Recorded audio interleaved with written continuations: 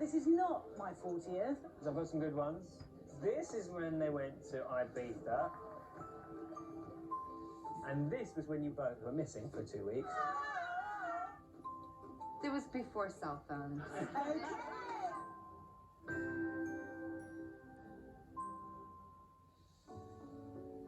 What are you up to at lunchtime? Is everything okay? You found out a week ago? How could the tumor have gotten so big? Because it's aggressive, like you. Oh, Jesus.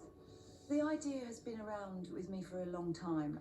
It happened that breast cancer sort of had touched my life and the life of several people around me within a short frame of time, and that I felt very passionate about trying to write something that showed what happened when breast cancer, sort of the bomb of breast cancer, just falls into the lives of ordinary people and people with families, and specifically the lives of younger women. Morwenna told me this story, and I just immediately fell in love with it. I'm going to be bald. Lots of people are bald. Oh, men are bald, Jess. Babies, E.T., not me. The main thing for us, the key ingredient, was finding the right director. And it just became very clear to me that that person was Catherine Hardwicke. And I met her in 2003 at the London Film Festival. I saw 13, and I knew I wanted to work with this woman.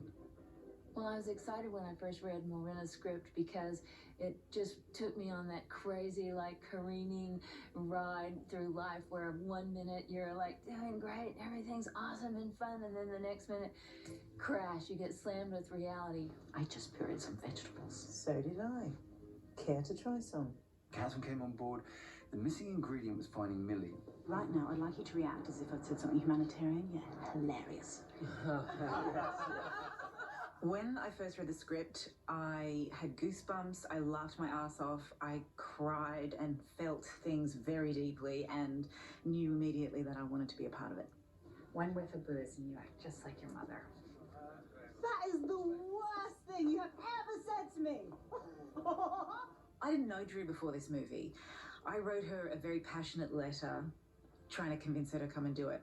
I just had this feeling that she was so right, so right for it. Who wouldn't want Drew Barrymore to be your best friend? And she's such a kick-ass chick, and she's so fun and beautiful, and you just kind of feel her heart and soul. Excuse me for not bragging about my double hemorrhoids. Huge. Like the ass of a baboon right now. I wanted to work with Toni Collette. I think that she is truly one of the greatest living actresses, not of our time, but ever. Is it okay if I just try this one? Oh, Sorry, I was eyeballing it. Oh. Here. I was just praying, like, it's all about chemistry. This movie is going to live or die if these two get along and they have that magic and that rapport and all those little secret things you do with your best friend and secret languages since you were little kids. And the first time they met, honestly, it was magical. Jess, this is Nurse Sam. Nurse Sam, this is Jess, my elderly companion. On that first day, Drew and I were pretty much left to have lunch alone. And by the end of that first lunch, I just felt completely comfortable, and we've kind of been inseparable since. I think we both just walked into the room, unzipped, you know, our little spacesuits and just crawled right in, and it was perfect. I really want there to be heaven. Think they'd let me in there? Not unless they've lowered the entry requirements. Visually and tonally, I wanted the film to feel like you were really immersed in these people's lives, that you felt that you were in London, that you were experiencing parts of London that we don't see so much in films. For Drew's character, Morwenna had written that she lived on a houseboat, and she had her living on one of those narrow boats. Well, I walked into several of those narrow boats. I could barely even film with my iPhone. So I'm like, okay, we're going to have to find a little bit bigger boat. We're going to need a bigger boat.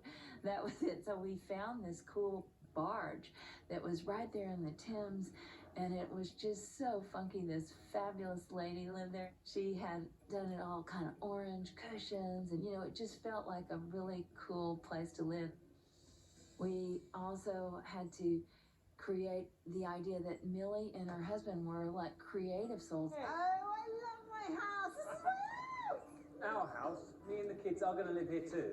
we found this great place like it was an old forge, and an innovative architect had taken this forge and he put in these weird metal staircases and all this cool stuff and made it into a living space for a family. Cheese? I don't want sitting cheese. Excuse me, who taught you that word? What, cheese? Yeah, really clever. Of course, the British sense of humor is a blast, and having a script written by a great comedian, actress, writer, Morena Banks, I could just take that and have fun with what she did. We would riff off of her script. She encouraged us to riff a bit and even, just keep adding to the comedy. Ooh, I've got a sexy bed. Did you bring a vibrator? Yes, several. Both those women, you can't help but love them.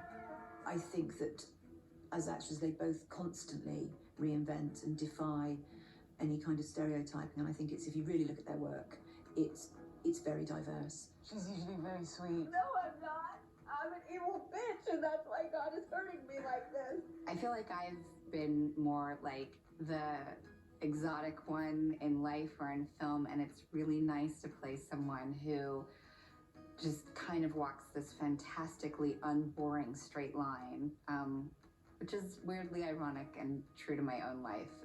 So I like being Jess. I think she's a fundamentally good person. How are things with Kit? Things with Kit are mighty shit. Make it right with him. Catherine just created a place of just complete openness, and as actors, that's what you want. You want to be able to go in and feel safe and at ease and like you could try anything, and that's what we did.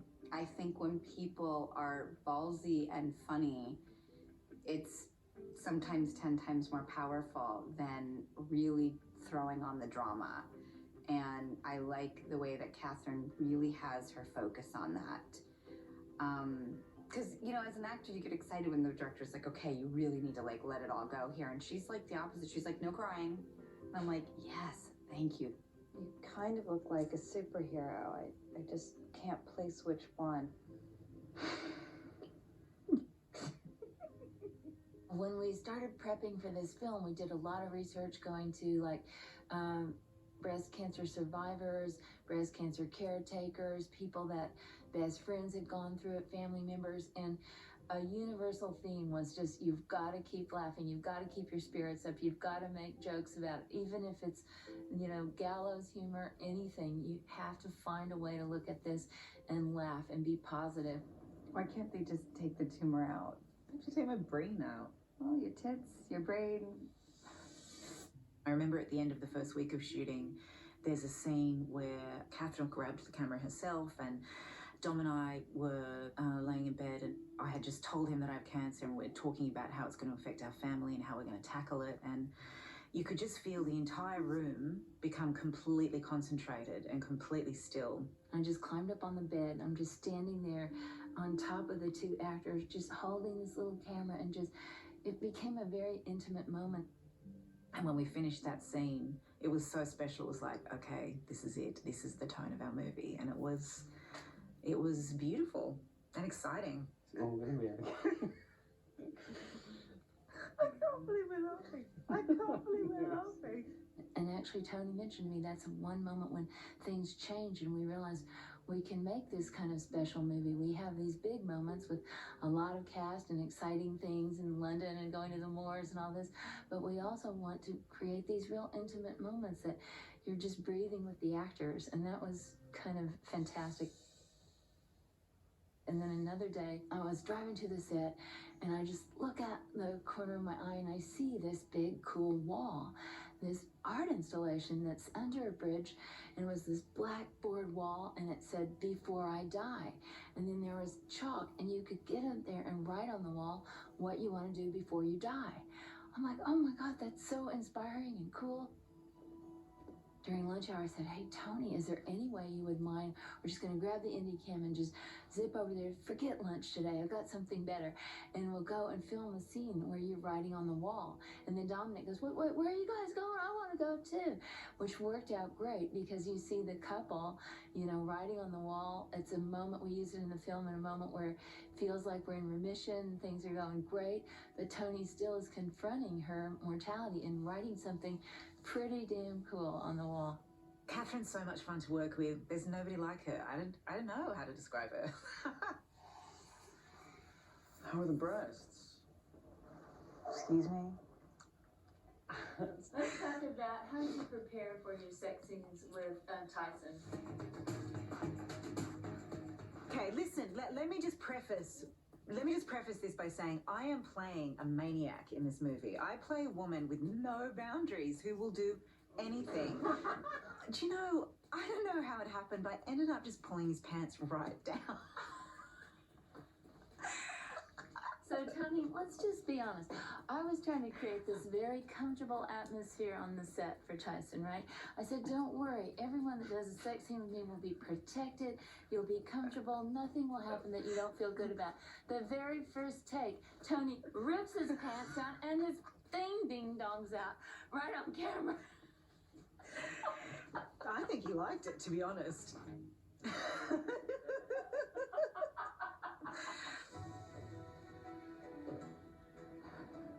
Not so bad. Were you always think of me when you wear the shoes? Both times. I think the way these women are handling this is it's not this crazy, everybody's crying all the time, and it's usually through these funny, strong moments that weirdly emotionally get you the most.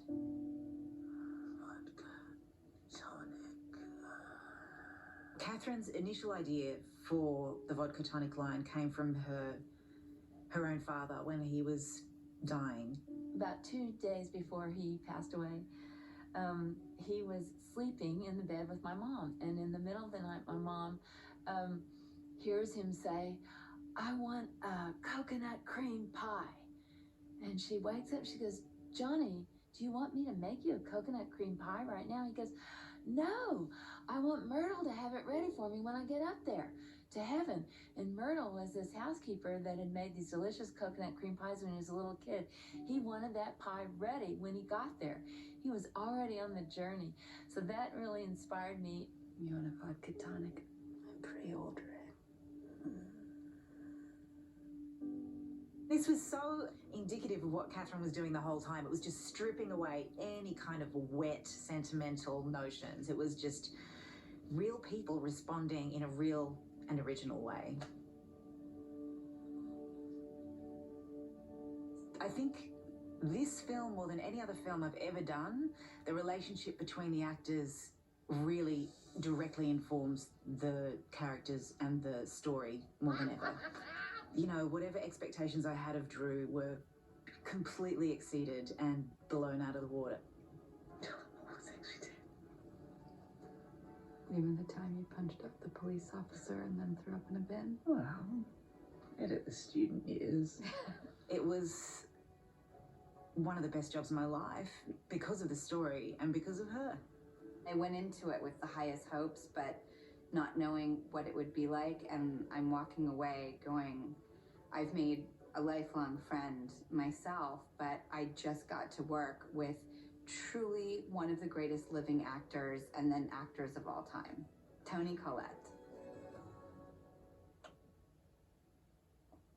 How about the worm? The worm? Have you always been good at the worm, Tony? Oh, yeah, the worm. Ben, shows her how to do it. Come on. How do you make it wiggle? Oh my god, I'm good at it. I particularly was a fan of the film Electric Boogaloo, and I am quite flexible, so I hadn't done the worm for quite some time, and I'm really happy that it was not only captured, but it's being used in the movie. Could you do a little demonstration? I mean, I can't do the worm now, but, you know, look at my thumb. That's what my body's like. Thank you for watching, and please subscribe.